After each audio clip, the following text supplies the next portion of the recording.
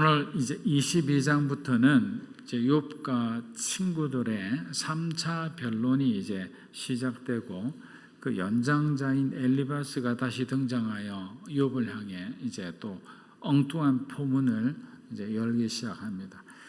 1차 때는 뭘 모르니까 그럴 수 있다고 생각을 해도 욥이 자신에게 대해 아주 정직하게 진심으로 어떤 자기에 대한 변론을 하는 것을 그가 쭉 들었지 않습니까? 그러면 세 친구들 중에 가장 연장자이고 경험이 많은 사람이라면 욥의 상황을 충분히 이해해 줄 알았습니다. 그런데 그는 오늘 조금도 변하지 않고 다시 욥의 말에 대한 자기의 어떤 편견과 이 선입견을 잔뜩 늘어놓고 있습니다. 1장부터 21장까지 욥이 친구들에게 자신의 고통과 범에 대해 얼마나 솔직하게 토로했습니까? 그런데도 이 욥의 말이 흔들리지 않아요. 오히려 욥이 하지도 않은 죄를 저지른 것처럼 오히려 모함을 하는 거죠. 그 죄를 뒤집어 씌우면서 욥을 고소하는 그 엘리바스의 모습을 보면 참 할 말을 우리가 잃게 됩니다. 사랑하는 여러분, 이처럼 우리가 신앙생활을 열심히 해도 성격은 참 잘 안 변해요. 성격이 제일 마지막에 변하거든요. 믿음이 좋은 사람이 성격이 좋은 사람이 아니에요. 믿음도 좋고 성품도 좋으면 그 사람은 정말 200점, 300점이죠. 근데 믿음은 너무 좋은데 성품이 막 그냥 다혈질이라서 어떤 공동체에 어려움을 주는 사람들이 있어요. 또 믿음은 굉장히 약한데 성품이 너무 온유하고 온화해서 또 한편으로 공동체의 어떤 유난요 역할 같은 한 사람들도 있어요. 그러나 본질적으로 가장 중요한 것은 뭐냐?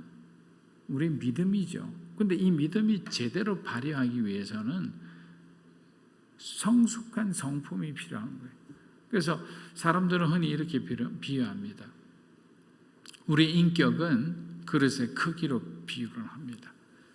인격이 훌륭하다라는 것은 여러분의 그릇이 크다는 거예요. 그만큼 그라운드가 넓기 때문에 많은 사람들이 여러분 주변에서 여러분과 함께 교제할 수 있어요. 그런데 성품은 뭐냐? 그 그릇의 강도를 의미한다고 합니다. 조그만 자극에도 쨍그랑하고 끼어져 버리면 그러면 그 사람은 아무리 훌륭한 인격을 갖고 좋은 믿음을 갖고 있어도 하나님께서 그 사람을 사용하실 수가 없죠. 왜? 정말 중요한 영적 전쟁 앞에서 무너져 버리잖아요. 그러니까 이 성품의 훈련이라는 것은 정말 사역자나 헌신자나 그리스도인에게서는 가장 중요하면서도 가장 힘든 훈련이라고 생각합니다. 어쩌면 욥은 이러한 성품의 훈련을 이들을 통해서 받고 있는지도 모르겠습니다. 얼마나 억울합니까? 자기도 하지도 않은 얘기를 자꾸 그냥 어떤 죄인으로 악인으로 몰아가고 있잖아요. 사랑하는 여러분, 우리는 누군가가 정말 진심 어린 조언을 해준다면 우리가 가는 길이 잘못되었다고 그 길이 잘못되었음을 인정하고 돌이킬 수 있는 그런 믿음이 있어야 돼요. 그런 공간이 있어야 되는 거예요. 근데 우리는 어떻게 됩니까? 자기가 옳은 대로 살아가는 거예요. 기독교 신앙은 뭡니까? 듣는 것으로부터 출발해요. 잘 들어야 잘 행할 수 있습니다. 성도들은 하나님의 말씀을 듣고 믿음으로 재충전해서 우리가 세상에 나가서 하나님의 사람답게 정말 군사로서 이 악한 이 영적 전쟁을 치르면서 우리 하나님 나라를 회복하기 위해 힘쓰는 건 아니겠습니까? 저는 지금 우리가 살아가는 시대를 신사사 시대라 이렇게 명칭하고 싶어요. 세상 사람들은 볼 필요도 없어요, 여러분. 왜냐하면 하나님을 안 믿는 사람은 고대 시대나 중세 시대나 현대 시대나 다 죄 짓는 것에만 골몰하고 있어요. 그러니까 결국 그 시대에 어떤 타락 지수는 어디에서 나누냐? 바로 크리스천들의 믿음 지수로 보면 돼요. 신앙 지수로 보면 되는 거예요. 크리스천들의 신앙 지수가 높으면 세상은 건강한 거예요. 근데 믿는 자들이 막 타협하고 타락하기 시작하면 그 세상은 혼탁할 수밖에 없는 거예요. 끝으로 교회는 잘 다니고 나름대로 열심히 봉사하고 자기가 할 수 있는 어떤 종교적인 헌신은 다 하고 다니지만 교회 밖으로 나가는 순간부터는 하나님의 뜻을 묻지 않고 결국 자기 뜻대로 살아가는 그리스도인들이 많은 것이 오늘의 문제이죠. 교회와 그리스도인들이 점점 힘을 잃어가니까 제가 얼마 전에 뉴스를 보면서 깜짝 놀랐어요. 정부가, 그것도 미국이에요. 미국에서 일어나는 건데 미국에서 지금 무슨 일이 일어나고 있는 줄 아세요? 정부가 남자인지 여자인지 성을 결정하겠다는 법을 만들겠다고 하는 거예요. 요즘 젠더 문제가 많잖아요. 지금 민주당 쪽에서 밀고 있는 게 LGBT거든요. 이 문제를 가지고 결국에 여기까지 뭐 자유, 성소수자, 뭐 성평등 이렇게 얘기하다가 어디까지 나가느냐면 이제는 태어난 아이에 대해서 정부가 남자가 되든 여자가 되든 트랜스젠더가 되든 뭐 게이가 되든 어떤 형태가 되든 성별이 없는 X가 되든 그걸 결정하겠다는 거예요. 어디까지 가는지 모르겠어요. 정신 똑바로 우리가 차리지 않으면 정말 큰일 날 것 같아요. 대충 신앙생활 하다가 예수님이 다시 오는 그 종말의 시간에 그 어두움과 그 혼란을 우리가 어떻게 이겨내겠습니까? 우리 시대에 오지 않으면 반드시 우리 자녀 시대에 오지 않습니까? 우린 책임감을 갖고 살아가야 되는 거예요. 영적 책임감. 우리 시대에 안 오면 다행이지라고 생각하는 게 아니라 우리 아들과 딸, 우리 손자 시대에 예수님이 다시 오실 수 있잖아요. 그때 그 아이들이 당황하지 않고 그 혼란 가운데 휩쓸리지 않고 믿음으로 당당히 맞서 이길 수 있는 그런 여호수아 같은 사람, 그런 드보라 같은 여인이 되어야 되지 않겠어요? 그러기 위해서는 적당하게 우리가 신앙생활에서는 아무것도 안 되는 거예요.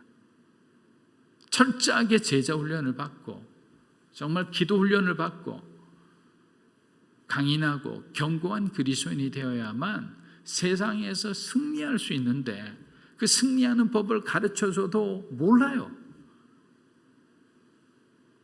그래서 사사시대라는 거예요. 하나님의 뜻이 이 땅 가운데 더욱더 이렇게 밝게 계시가 되었음에도 사람들은 그 계시를 듣지를 않아요.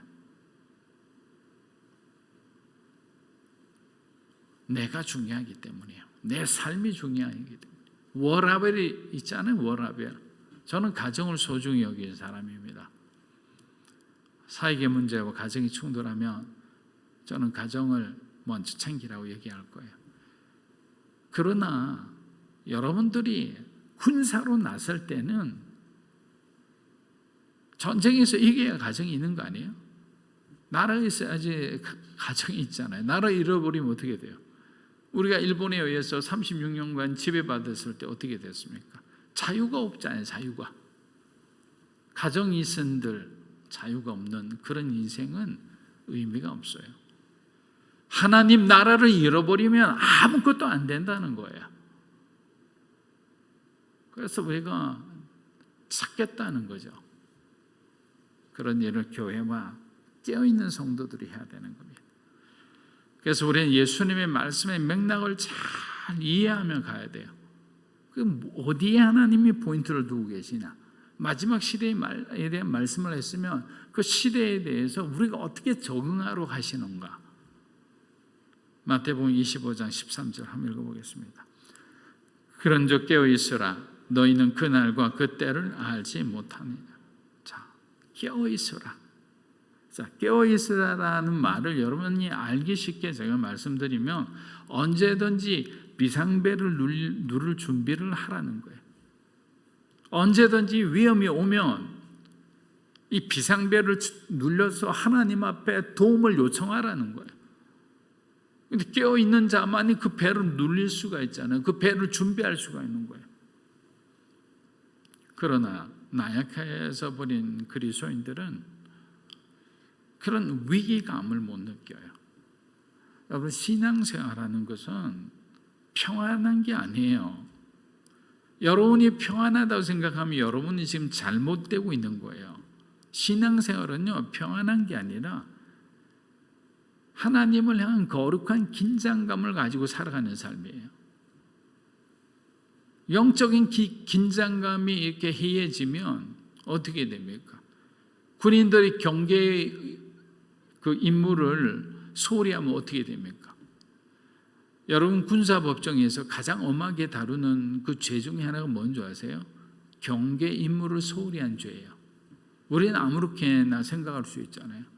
그냥 바깥에서 이렇게 있다가 잠시 너무너무 춥고 졸려서 잠시 졸았는데 간첩이 들어왔어요. 그 짧은 시간에. 그런데 10년, 20년씩 때려요.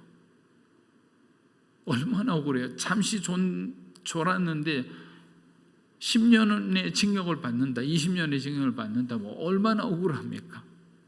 그만큼 경계의 업무는 그 본인 한 사람뿐만 아니라 그 사람의 경계의 실패를 통해서 이 나라, 이 국가 공동체가 위기에 빠지기 때문에 그래요. 그래서 성도는 어떻게 보면 이 경계의 의무를 지니고 있는 거예요. 세상을 바라보면서 분별할 수 있어야 돼요. 그냥 그 세상의 그 엔터테인먼트 안에 들어가서 그걸 그냥 즐기고 그냥 그 안에 빠져가지고 있는 것이 아니고 적어도 분별을 할 수는 있어야 될 거 아니에요. 왜 디즈니 이 만화 안에 동성애 코드가 자꾸 나오는지 알아야 되잖아요.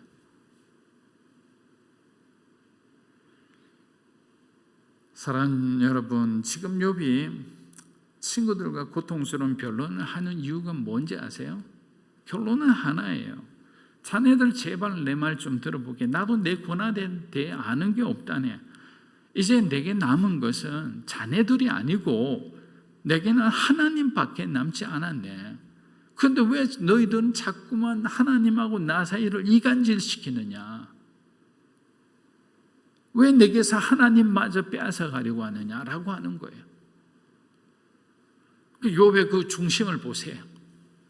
마지막까지 하나님을 붙들고 하나님께서 만약에 네가 죄인이다, 네가 이 고난받아도 합당하다 하면 그는 그냥 포기하고 그 고난 가운데 살아갈 거예요. 하지만 그 고난의 이유를 모르니까 그 한마디 듣고 싶어서 그렇게 지금 이 친구들의 아주 지루한 변론들을 들으면서 지금 이 시간을 견뎌나가고 있는 거예요. 욥기 22장 2절에서 3절입니다. 사람이 하나님께 도움이 되겠는가? 아무리 지혜롭다 해도 하나님께 도움이 되겠는가? 자네가 의롭다는데 전능하신 분께 어떤 기쁨이 되겠는가? 자네 행위가 흠없다고 해서 그분이 무엇을 얻겠는가? 자, 엘리바스는 하나님의 절대성, 하나님의 완전하신 성품을 말하고 있어요. 그러니까 이들이 말하는 것 자체는 잘못된 게 거의 없어요. 근데 그 방향이 잘못됐죠. 적용이 다 잘못된 거예요. 자, 그의 주장은 하나님이 완전하신 분이니까 인간으로부터 그 어떤 영향도 받지 않으신다. 맞는 말이죠. 근데 이 말을 자신이 주장하는 인과응보의 교리로 합리화시키려고 하는 거예요. 욥이 이번 주 내내 뭘 얘기했습니까? 인과응보 교리의 허점에 대해서 얘기했지 않습니까? 인과응보 교리의 그 비현실성에 대해서. 아기는 일찍 죽는다는데 아기는 저렇게 장수하고 평안하게 죽는 것 봐라. 의인들은 복을 받는다 했는데 의인들은 고난받고 의인들 안에서도 일찍 죽는 자가 얼마나 많으냐. 이러한 문제에 대해서 너는 뭐라고 하겠느냐. 이렇게 이제 욥이 막 얘기를 했거든요. 엘리바스는 인간의 지혜나 의로움이 하나님께 아무 도움도 되지 않기에 하나님은 인간의 공로를 보고 상벌을 하시는 게 아니고 그들의 어떤 죄의 유무에 따라 벌하시는 기계적인 하나님이시기 때문에 너는 지금 벌 받았다는 것은 당연히 네가 죄가 있어 벌 받는다라고 이렇게 자꾸 몰아가는 거예요. 자기들 논리로. 그런데 여러분, 하나님은 그런 어떤 아주 매정한 그런 어떤 하나님이 아니세요. 하나님은 인간과 소통하기를 원하시는 분이에요. 근데 우리는 자꾸만 우리의 생각 가운데 하나님을 가둬 놓습니다. 여러분, 제가 예전에 책을 한 권 읽은 적이 있어요. 그 책의 제목만 읽어도 저는 그 책을 끝까지 안 읽어도 될 만큼 은혜를 받았어요. 그 제목이 뭔지 아세요? 제한받지 않으신 하나님이. 하나님은 제한받지 않으세요. 인간의 어떤 논리나 인간의 어떤 사고와 생각과 인간이 자랑하는 그 능력에 제한받지 않으시는 거예요. 그 하나님 자체가 모든 것을 갖고 계신 분이시잖아요. 근데 우리는 자꾸만 하나님을 제한하려고 해요. 여러분의 의심과 두려움이, 우리의 죄가. 욥기 21장 4절을 보면 재미있는 엘리바스의 고백이 나옵니다. 그가 뭐라고 했는지 한번 보세요. 그가 얼떨결에 그냥 정답을 말해버리고 말합니다. 그가 말한 대로 지금 욥이 겪는 고난은 욥이 하나님을 경외하며 살았기 때문에 받은 고난이에요.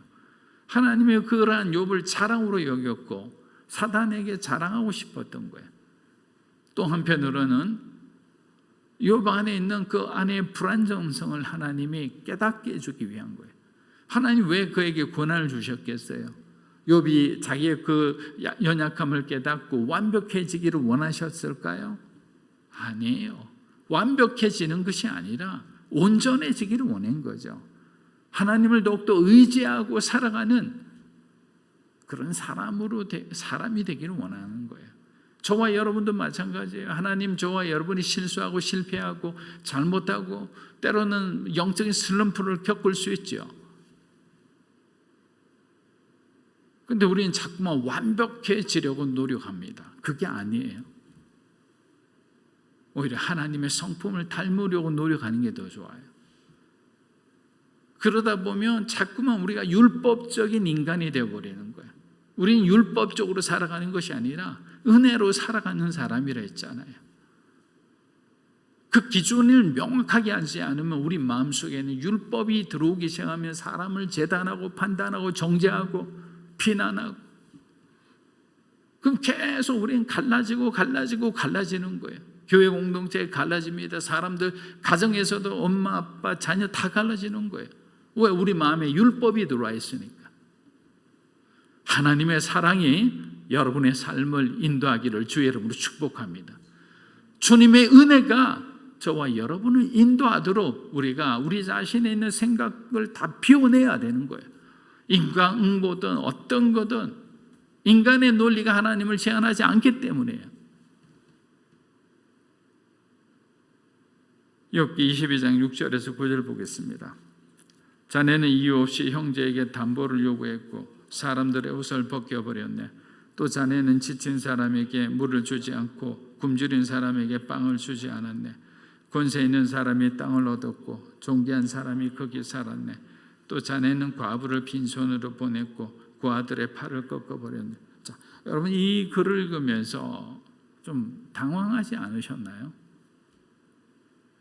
그런데 이런 말을 처음에 읽으면서 이 욥에 대한 앞뒤를 잘 모르는 사람은 욥이 그런 사람으로 착각합니다.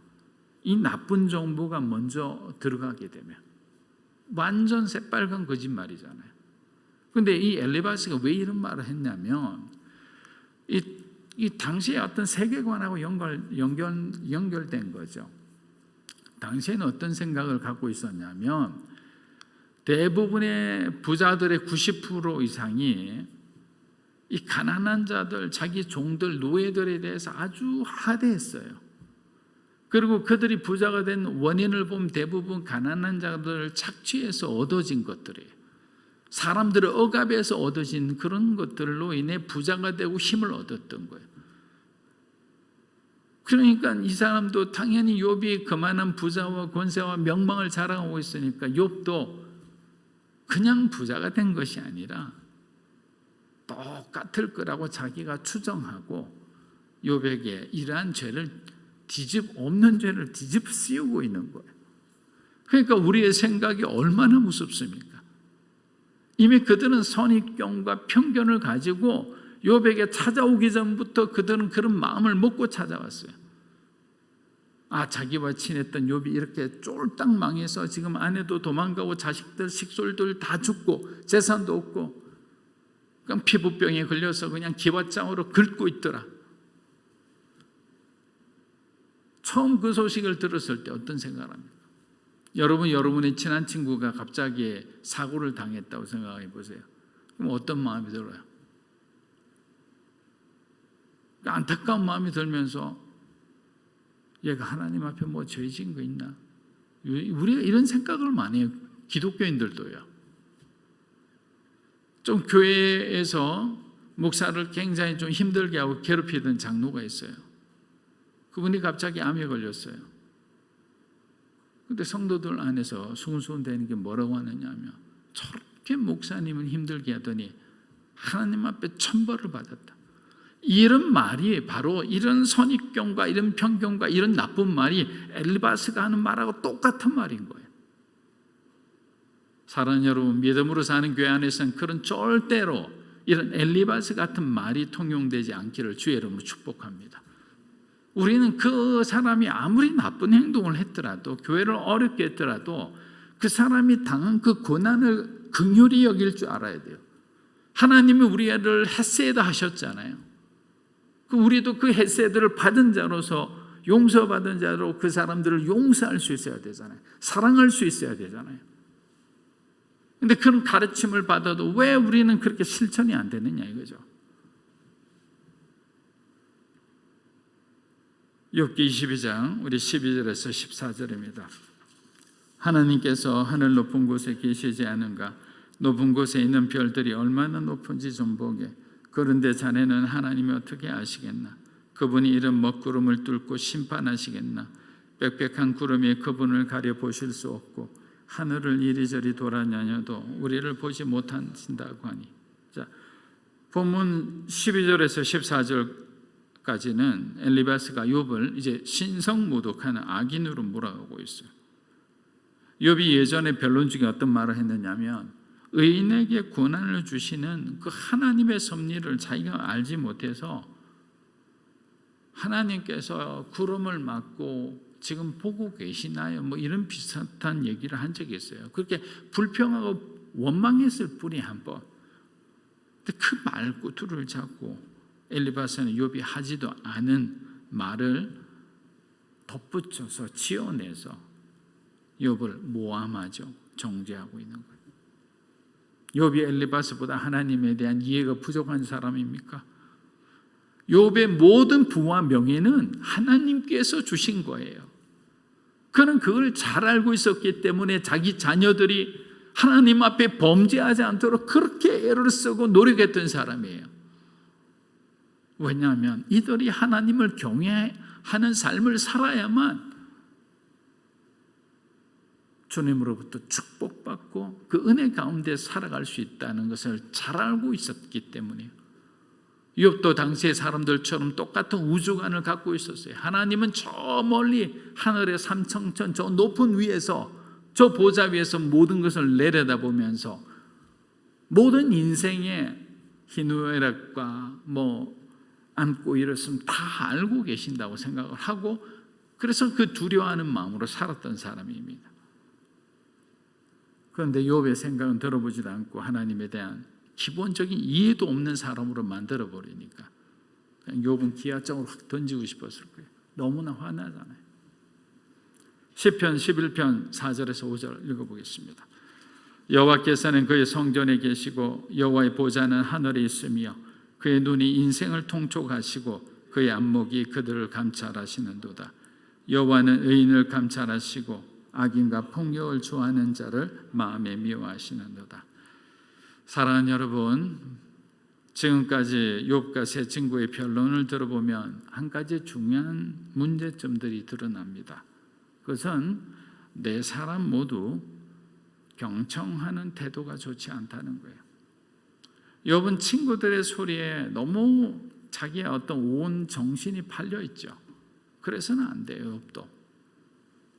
욥은 하나님의 음성을 듣는데 더 집중했어야 합니다. 친구들은 자신의 생각과 자신의 편견을 앞세우지 말고 욥의 진실된 그 말을 들어주는 그런 어떤 자세와 그런 믿음이 필요했던 거죠. 모두 자기들 말만 하고 있으니까 점점 수위가 높아지는 거예요. 우리 안에 있는 사람들을 향한 선입견과 편견을 내려놓고 하나님의 마음으로 바라볼 수 있는 저와 여러분이 되시기를 주의 이름으로 축복합니다.